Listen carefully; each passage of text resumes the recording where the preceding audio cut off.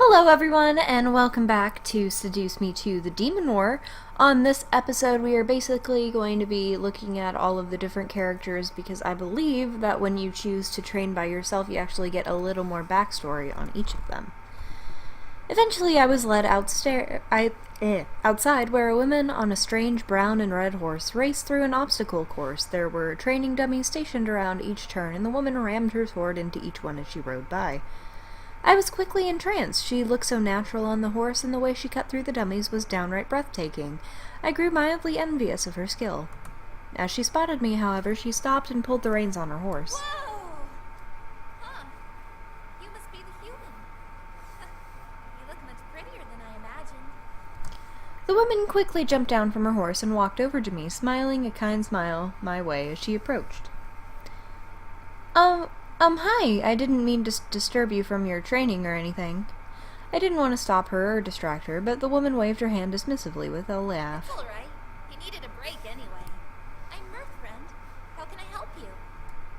I stared at her, surprised to see her being so cordial to me. Then again, I was a guest of the castle, and apparently gossip spread around that a human was staying for the duration of the war. It should not have been a surprise to see such manners. Still, I shook my head and smiled. She's super cute. It's nothing, truly. I just wanted to come out and explore, that's all. Explore? How strange. Do humans often wander around on their own? I figured the rebel queen would have a bodyguard watch over you. We wander around on our own all the time, and we often get mugged. I shrugged a bit. It really wasn't a human thing. It was a bit more of a Mika thing. I had always been curious, and the world I was in was full of new things to learn. I do, at least. I find it to be a good way to break away from day-to-day routine and take in the sights, let your mind wander, you know? Mirth stared, nodding a bit, despite me seeing a slight distance in her eyes.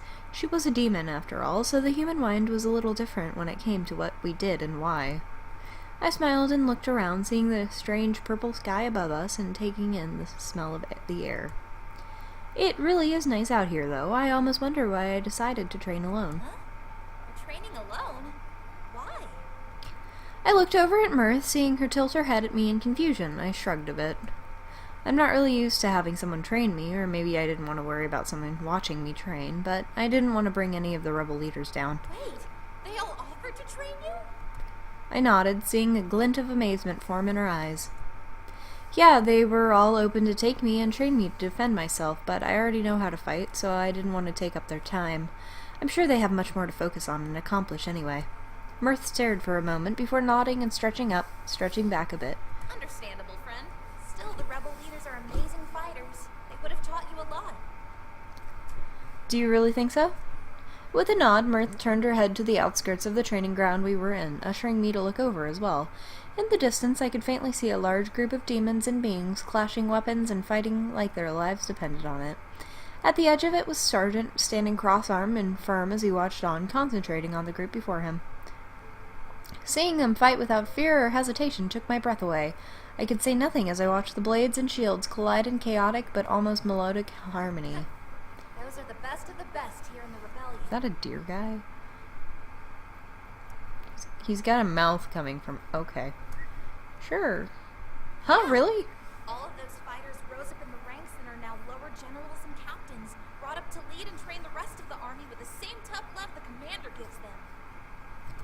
I looked over to see Mirth smiling fondly at the sight of the sparring. It made me a bit curious. What about you, Mirth? What are you in the rebellion?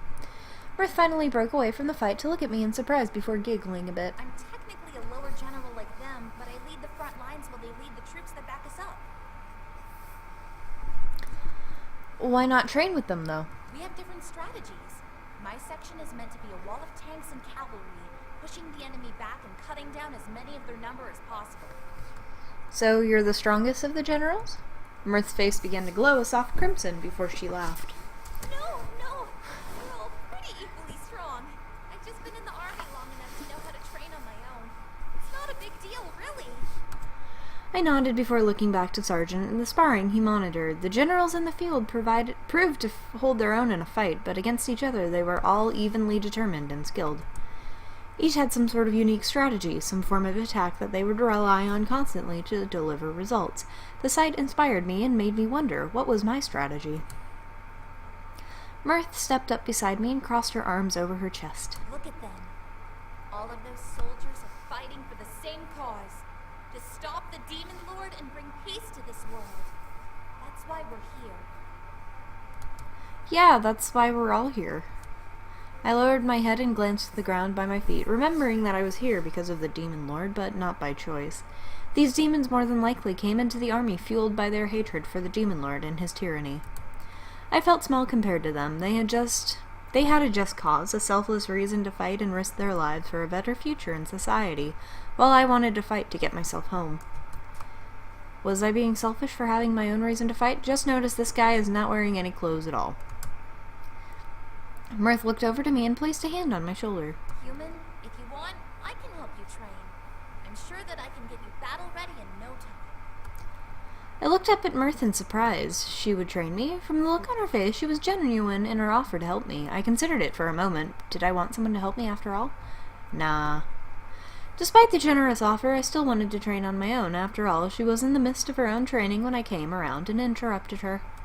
I shook my head, rubbing the back of my neck sheepishly. I'll be fine. Besides, my fight with the Demon Lord is a little different than yours and everyone else's. Mirth nodded in understanding, removing her hand from my shoulder and walking towards her horse, who had been waiting patiently for her to return to him. All right. Well, I'll be heading out to another spot to train. This place is all yours if you want to use it from now on. Huh? Really? Mirth nodded with a smile before mounting her the horse with a swift hop and settling on the intricate saddle upon its back. Train well, human, and may fate lead us to victory. With that, Mirth took up the reins of her steed and rode off into the forest, most likely going to circle around the castle to wherever she planned to train next. I took a good look around, spotting a barrel full of swords ready to use. While fighting barehanded was something I was used to doing in Taekwondo, wielding a weapon would protect me better in this war. I mentally nodded at the thought before walking over and pulling out one of the swords. To my surprise, the blade was very light, almost like it was made from plastic. This couldn't have been real, right? I grasped the hilt with both of my hands and took a swing, gasping as I saw the blade cut through the air as if it had proper weight. Drawing my eyes down to the blade, I could tell it was well made, at least for training purposes. As my eyes darted around and landed on a nearby training dummy, another curious thought passed through me. I took a step forward, crouching low with the sword at my side, and charged forward, arching my blade out and slicing at the dummy with shocking ease. The cloth that was holding it together split apart, and the hay stuffing began to pour from the opening, revealing the hard wood that was keeping it upright. Either the sword was magical, or the dummy was insanely fragile. I decided the former was true, or else what use would a dummy have if it easily falls apart? Before my eyes, the dummy began to reshape and form itself back together, ready for another round of attacks. Yeah, it was magical, and it was the perfect way to train. With a smirk, I began to swing and practice slicing and stabbing through my practice opponent with my new weapon. For the entire week, I would continue this, perfecting a blade and learning how to cut down my enemies in different ways. After all, with time comes experimentation and practice. I fell into my bed exhausted, and if you would like to see what actually happens, go ahead and watch the Eric route.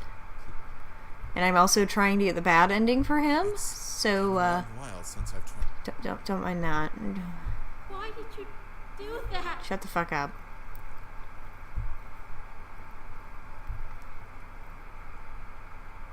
Nothing. Blib blib.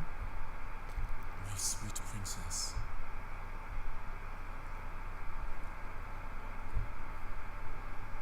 This is fun.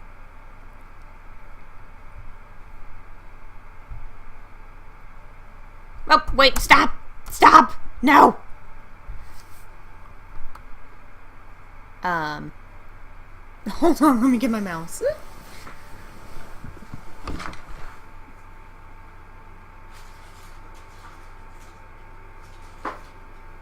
That's not it.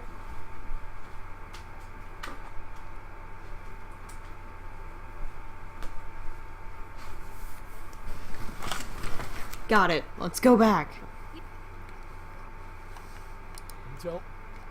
Oh well, we missed his. Sorry. What I didn't expect to hear was a surprise shout echo through the stone halls. I froze in my tracks, recognizing the voice and deciding to quietly tiptoe towards the door of the room it came from. I peeked in to see the interior of the library, and my gaze zeroed in on Iridessa, who was seated in a chair covering her face with a book, while James leaned over the top of the chair, smirking down at her. It was like watching a game of cat and mouse when they teased one another. Iridessa looked up at her husband from behind her book with a giggle, and James watched her like a curious hunter. I'm sorry. Am I intruding on your reading? No, you're being a big nerd, and you know it. Peeking over my shoulder and scaring me like that? How rude. With a small chuckle, James moved from behind the chair and leaned in closer to Iridessa, laying a soft peck on her cheek. She tried to bite back her smile to no avail. Instead of hiding it behind her book, amusement clear in her eyes. I apologize. I won't do it again. You liar. You definitely will. Iridessa dropped the book to her lap with a pout before shooting James a mocking glare as he continued to simply smile at her, as if he had done absolutely nothing wrong. She couldn't keep the expression up, however, letting out an amused huff of breath as a grin tugged at her lips. I'll make it up to you. I'll serve you a plate of crepes in the morning. I do like crepes. Will you feed it to me as well? If that is what you wish. Well, I don't need it, but I won't say no. The dynamic between them always danced between a mature king and queen-like couple, to Iridessa being insanely hard to get and James giving a playful bait-and-switch chase. It was amusing to catch glimpses of their intimacy. Even when we had first met, the relationship between Iridessa and James always seemed to fluctuate on who was truly in charge. Iridessa let out a sigh, sitting up straight in her chair as James walked over to the fireplace and stared into the flames.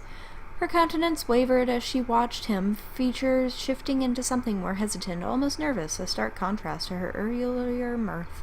Hey, James? Yes, you? Can I ask you something? James looked over to her in curiosity, nodding to the question. Iridessa took in a deep breath and closed the book in her hands, laying it in her lap. We're gonna go home soon, right? Of course. Something was wrong. I could feel it just by looking at Iridessa, and I knew James did as well. She had something on her mind, but would she say it aloud? Is something troubling you, though? She closed her eyes and took a moment to seemingly gather her nerves before looking to James once again. It's just... Is it wrong that I kind of don't want us to be here? What? Where did this come from? James seemed to be confused by the question too, raising an eyebrow at her. What do you mean? Iridessa's teeth dug into her lower lip before she placed the book on the table beside her chair and stood up, hugging her arms around herself, her fingers tapping at her arms in an anxious tick. Is it bad that I don't want us to be in the same place as Diana? I stared wide-eyed at Iridessa. She really didn't want to be here? What was this about? She seemed supportive thus far, but what about Diana made her feel uneasy?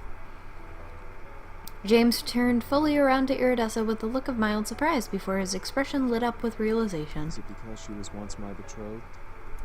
Iridessa seemed to wince at the sentence, but nodded nonetheless in response to James's question. I understood why, though. Who would want to be in the same place as a woman who could have taken away the one you loved?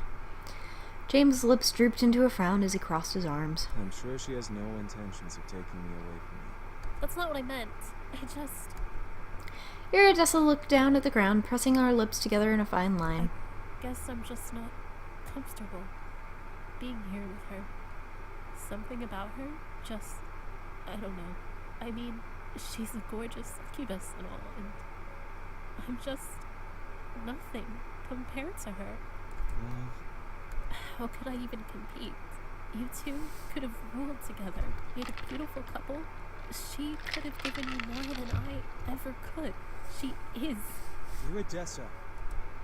James's tone forced Iridessa to look up at his face, seeing the stern king she, his queen, had married. There is no competition. You are the woman I chose, the one I wanted, the beautiful and kind woman whom I was lucky enough to marry. I swore to be with you for the rest of my life as your husband. No one in the 5 worlds can make me betray you or lose the love I feel for you. Doll. James walked slowly over to Iridessa, wrapping his arms around his wife's waist. She squeezed her arms around him tightly for a moment before letting out a sigh, the tension leaking from her shoulders as she looked up at him. You're right. I'm sorry, James. I'm not doubting you, I swear. I guess I've been overthinking a bit lately. Sometimes it's still hard to believe that you chose me, when you could have anyone in the world you desired. You are the only one I desire. I am yours and you are mine forevermore. I'm about to give you my entire life. I will protect you for as long as I live by your side. Wastrel. At the mere mention of his demon name, I could see energy pulse around James's form, and he let out a small, pleasured hum as he leaned in and pressed his forehead against Iridessa's. You know that you're not supposed to use my real name unless you need something. I could feel a wave of voyeuristic embarrassment run along my cheeks as Iridessa looked away from him, biting her lip coyly. James chuckled deeply, however, and kissed her temple, hugging her close to him. We'll be home soon, I promise. Once this war is over, you'll return and never have to worry about Diana ever again. Okay? Okay. I love you. I love you too. Iridessa finally looked up at James and smiled sweetly. He mirrored her grin, leading down but stopping halfway so his love would strain on the edge of her toes to claim her kiss. Her smile shifted into one of mischief as her fingers curled into the soft material of her sweater just over his chest. She tugged, bringing him down so their lips could finally meet. I couldn't help but admire them. They made a picturesque pair, complementing each other in many different ways, be it with fashion, personality, or even with their endearing height difference. Seeing them together sharing such a sweet moment reminded me of when I first met her. Iridessa excluded an air of delicate shyness that balanced well with James' commanding presence. I recalled how quiet but polite she had been during our first meeting, full of kind smiles and soft laughter. However, watching Iridessa close the gap between her and the eldest of the brothers made her appear more powerful. She had claimed a would-be king and didn't dare dream of letting him go. I became a little envious of her, but I was happy with the man I had in my life. Their hands started to wander, and I could feel my cheeks heat up. I realized that I had peeked in on them long enough. Wanting to give them some privacy, I turned and left them alone to continue my journey to my room. I entered my room thinking about what Diana had said to me that morning. If I drained myself of energy, then I'm going to skip this because you've already seen it if you've seen my Eric playthrough. Just rest. It's fine. It's fine. Blah blah blah blah blah blah. Yes, I know. Yes.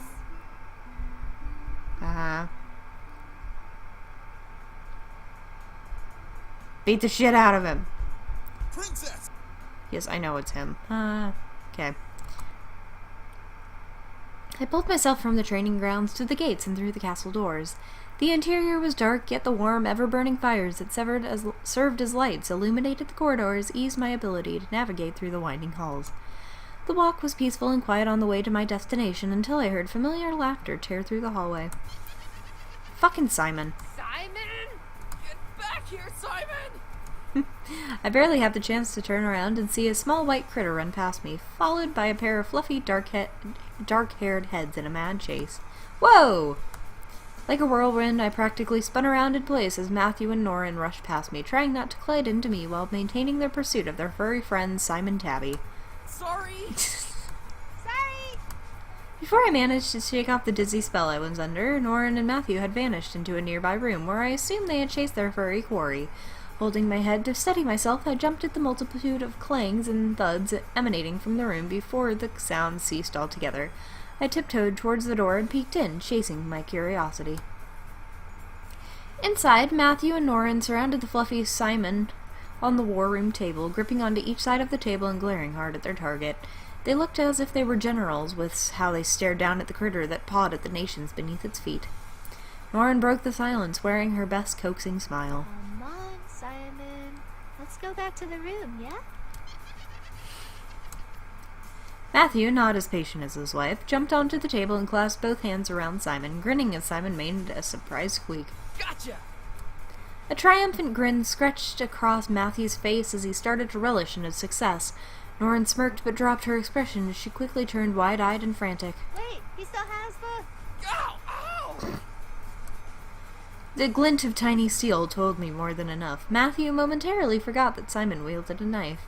It was blunt, meant as a toy imitation, yes, but in the paws of Simon it was more than enough to hurt. Matthew released his grip on Simon, clutching his hand and hissing in pain as Noryn swiftly replaced his former hold on the doll. She lunged across the table, wrapping her hands around the toy's torso and trapping Simon's little arms between her fingers, rendering his weapon useless. Didn't think of that, did you, Simon? Simon deflated with a squeal of defeat before becoming still in Noryn's hands, turning into a doll once more. With a sigh, Noryn and Matthew finally eased and collapsed onto the table, shutting their eyes from exhaustion. Finally, we can relax. Yeah. Jeez, that took forever. Noryn rolled onto her back on the table and stared at the ceiling. Bringing Simon to her chest and letting out another tired sigh, Matthew chuckled lightly before lying beside her, doing the same. It was rare to see either of these two without their usual buzz of excitement. Noryn lazily laid her arm across Matthew's face in an attempt to run her hand through his hair, to which Matthew returned the gesture with an exaggerated plop of his hand on her face to caress her cheek.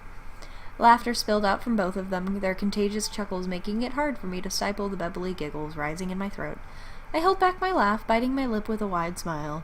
Even when they looked exhausted, I couldn't help but feel light and giddy from watching them.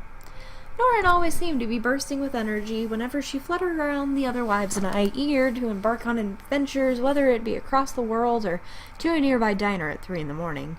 Yet I knew there were moments when her wave of energy ebbed, just like now. Are we gonna continue? Despite those times, she was master at quick quips and one-liners that it seemed only Matthew could keep up with her with his own wit and creative power. They were perfect friends, so aligned and in sync that it was easy to see them as husband and wife. Noryn's eyes lit up as a flash of inspiration dawned on her. She smirked and turned to look at Matthew with a quirked brow. So, when is Simon going to have a suitor? Huh? Matthew looked over at her in a mixed shock of fear. Sure. While Noryn held back a laugh in her cheeks at his expression, Matthew shook his head violently. No way.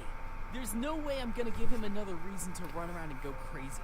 And give us another doll like that to deal with. What? Oh, come on! Imagine the fun of designing his new friend. All the little details, from the color of its eyes to the fluff of its fur. Plus, think of all the adventures they'd have together. So much fun that it might even distract Simon from messing with us. Well, I mean, I guess you're right, but... Matthew brought a hand to his chin, so he looked deep in thought over the suggestion. She looked on expectantly, waiting for his answer, before her eyes caught his hand shifting over his mouth to hide his growing smirk. Noryn gave a toothy grin to Matthew before gently pinching and pulling his cheek. Come on, one more go at a living toy. And look, you're smiling too. You totally wanna. Matthew stuck out his tongue and threatened to lick Noryn's hand to gross her out and release her grip on his cheek. She flinched but remained resolute, nearly laughing at his attempt and teasing his face harder. I bit my lip to stop myself from laughing, but watching the two struggle for the upper hand made it hard not to imagine if they were like this all the time.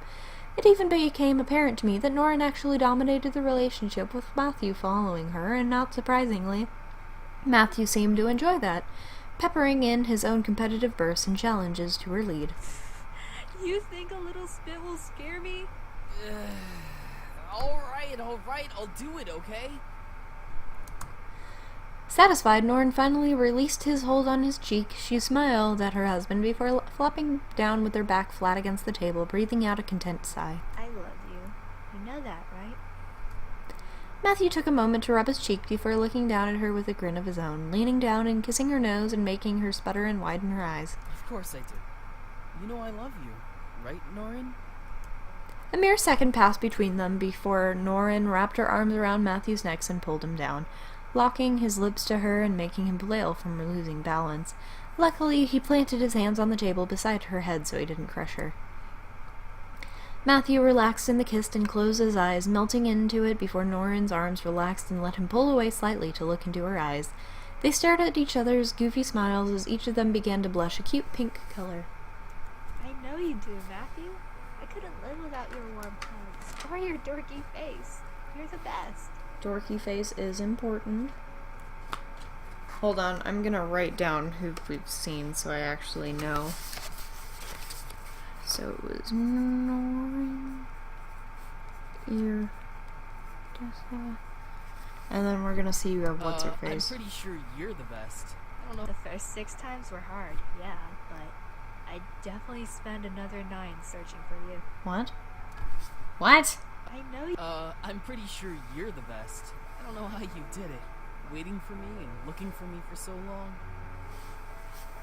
The first 6 times were hard, yeah, but I'd definitely spend another 9 searching for you.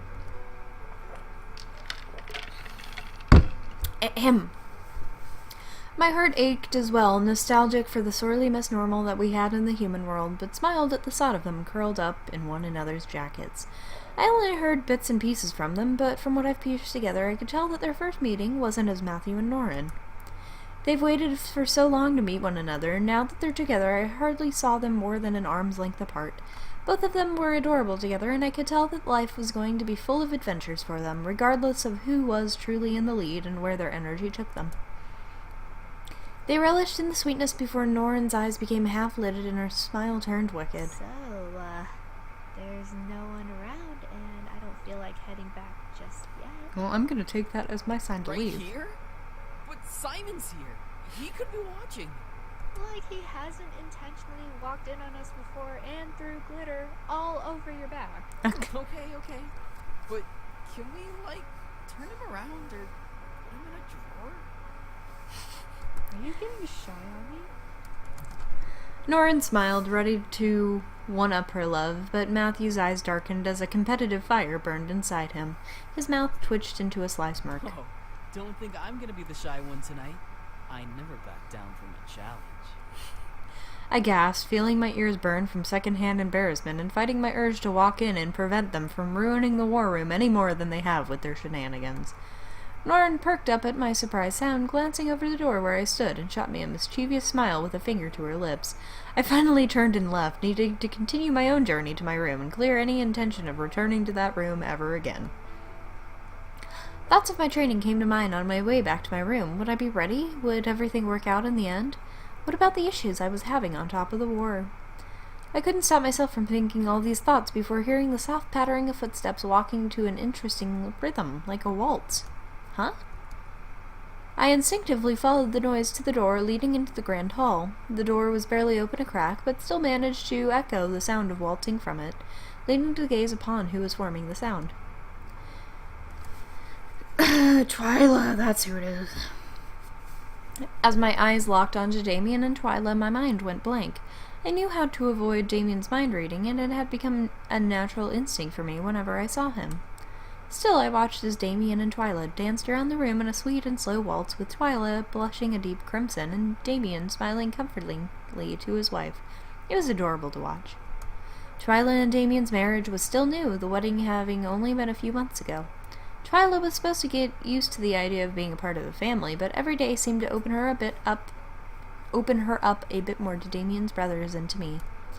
I had hoped one day to get close enough to see her more energetic side, which Damien and the other wives claimed she had, but it would still take time. Still, seeing her be so shy in Damien's arms seemed rather sweet. Damien, I don't think I can do this. I can't focus like this. Relax, Twila. I promise you won't trip. If you say so. Twila focused slowly on the footsteps she was making, most likely forgetting that Damien was holding her so close to him. Damien simply chuckled before dipping her back, making her grip onto him and gasp. Damien, don't be a jerk. Relax. Slowly, Damien lifted Twila back up, locking eyes with her and releasing her hand to cup her cheek. You've been nervous this whole time we've been here. What's wrong? Twila bit her lip and nuzzled Damien's hands, closing her eyes. I furrowed my eyebrows. What was going on with Twila? I can't help it, Damien. I mean, we're in the demon world, for Christ's sake. Yes. Continue. I could tell that Damien wasn't going to let it go. Twila looked up at him at last and cupped his hands into hers, leaning further into his palm. You can read my mind. You know what I'm going to say. I do. But I'd rather hear you say it. Why? Because it will make you feel better. I know it. A single moment passed before Twila let out a small sigh and nodded. As she did, Damien led them back into a slow waltz, simple enough for Twila to follow along and keep talking. Part of me just... I don't know. It feels like it belongs here in this world. Like I belong here. Damien, I've never felt so alive before. But I know that the human world is my home. Damien nodded and spun her around slightly. As he did, Twila took in a breath, physically relaxing a bit more and becoming lost in the dance Damien was leading her through. But this place also brought you so many bad memories, so I feel terrible for feeling at home here. I stared wide-eyed at Twila. She was half demon? What kind of demon was she? Questions gathered in my chest, remembering that Damien was still able to hear my thoughts. Damien, however, only smiled and pulled Twila closer to him, making her gasp. Twila, it's all right. I promise I'm okay. But Damien, you want to be human. Oh my god. And what does that have to do with anything? Damien. Finally, Twila stopped dancing and stood still, looking up to see her husband with serious eyes. Damien stared back, listening intently. You married me even though I'm technically fey. You love me even though I'm proud of who I am. I don't want to alienate you because I find this world to be as beautiful as my mother said it would be. Excuse me as I move around. Silence passed once again between them. I felt sorry for Twila. She seemed serious about the whole ordeal, but Damien's simple smile practically melted the tension from the air. This world is your home too. As much as I hated being here, this world was the place I was born in. Yes? Damien brought Twila's hands to his lip, pressing his love on her wrist and moving to gently place a kiss on her forehead, making the blush on her face intensify the intimate gesture. He chuckled at how he elicited such a response from his wife before nuzzling her nose to nose. But if I'm with you, then I can make brand new memories wherever we are, even here in the demon room. The past is the past. My future is with you. My heart instantly melted at the words. It was so sweet to hear Damien say that to Twila. I could hardly contain myself. Twila stared up at Damien, flattered and in awe. I couldn't help but smile at the sight. Damien really did love her, and she indeed loved him enough to care about his feelings. I love you, Damien. I love you too. What surprised me was Twila gently leaning up and brushing her lips against Damien's, catching me off guard as well before he pressed back and kissed her lovingly. I nearly squealed at the sight of how cute they were. Damien wrapped his arms around her waist, and she tangled her own around his neck, leaning back in the dance embrace they were in and becoming absorbed within each other. I took that moment to quickly sneak away, hoping that Damien wouldn't catch me peeping. So, thank you all so much for watching this little look into the lives of Iridessa, Twila, and Norin. I hope you all enjoyed. If you did, please leave a like. If you have something to say, please leave a comment. And if you would like to see more, please subscribe, and I will see you all later.